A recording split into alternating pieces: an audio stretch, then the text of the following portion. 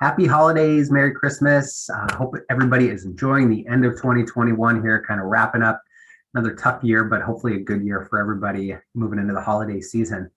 After the Fed speak last week, we have seen a significant drop in the market. So we're going to talk all about that and kind of the rebound that we're starting to see here late this week before the holidays. My name is Brandon Steele, financial advisor with Mainsail Financial Group here in Bellevue. And my goal every Thursday is to bring to you the market news, the trends, the data that we're watching, and hopefully weed out a lot of the noise that you typically see on the news and really try and bring you stuff that actually matters for you and your portfolio. Today is the last day of trading before the holidays coming up. So enjoy the holidays. I hope everybody has a great time with their family. But before we do that, wanted to just debrief a little bit here what we've seen this week. So there were a couple data points this week, but mostly we're going to spend some time talking about just what's been going on in the markets more generally, So GDP revision numbers came out on Wednesday. Slight improvement. We actually saw it increase from 2.1 last month, to 2.3. So that was good to see a little slight increase there. And existing home sales came out at about 6.46 million. But I think more importantly, what I want to spend some time talking about is some of the market trends we've been watching since the Fed talk last week.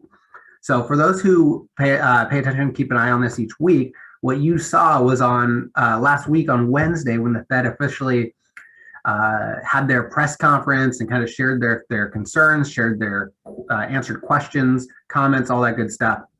We actually saw the market pop quite a bit. And then coming into Thursday, we saw it start to fizzle out. Friday was a bad day. Monday was a terrible day. So we have seen a little bit of a pullback in the last few days here or so as a result, I think, of the Fed and their potential actions on the horizon. Obviously, Omicron picking up steam and really starting to become a bit more of a problem here. And also, what I think is maybe overlooked in all this, because the other headlines are a little more exciting, is institutions this time of the year typically will take profits, will sell off, and reposition for 2022. So although there's a lot of talk about, it being the Fed, it being Omicron, all this stuff, don't get me wrong, I think that definitely has an impact on all this, but I do think a lot of what we're seeing is also these institutions taking profits off the table for year end and gearing up for the new year. We've seen extremely, extremely low volumes in this past week so what that means is less people trading is probably the best way to put it, right? A lot less trades going on in the market. And that is very, very common this time of year. It has happened again this year. And, a lot of what we're seeing, I think, is that when these institutions are selling and there's less trading on the buy side, as you might imagine, those sells get kind of exaggerated. And that's where we can see some of this market pullback. So I think that's a lot of what we're seeing right now. Tuesday, Wednesday, market bounced back a little bit. So we pulled back up off of those, those bottoms that we hit there on Monday. But still very, very important to watch. I expect that similar to this week, next week will be a very light trading week as well. This time of the year, as you might imagine, I'm sure, a lot of you are on vacation or with family or taking some time off. Same happens with the markets. So a lot of people are not necessarily focused on the markets right now. And with that comes a lot less volume, a lot less trading going on. As I mentioned, the markets are actually closed tomorrow. So, again, happy holidays and Merry Christmas. I hope you can enjoy some time with your family. Next week, the markets come right back on Monday. They'll be open Monday after a long weekend. And again, expect a little lighter volume. There's also not a whole lot of data next week between the holidays. So I think that lower volume is certainly going to continue, but will be interesting to see what happens as we either continue this trend or bounce back out of it in the coming week or two here, especially moving into the following week, starting out 2022.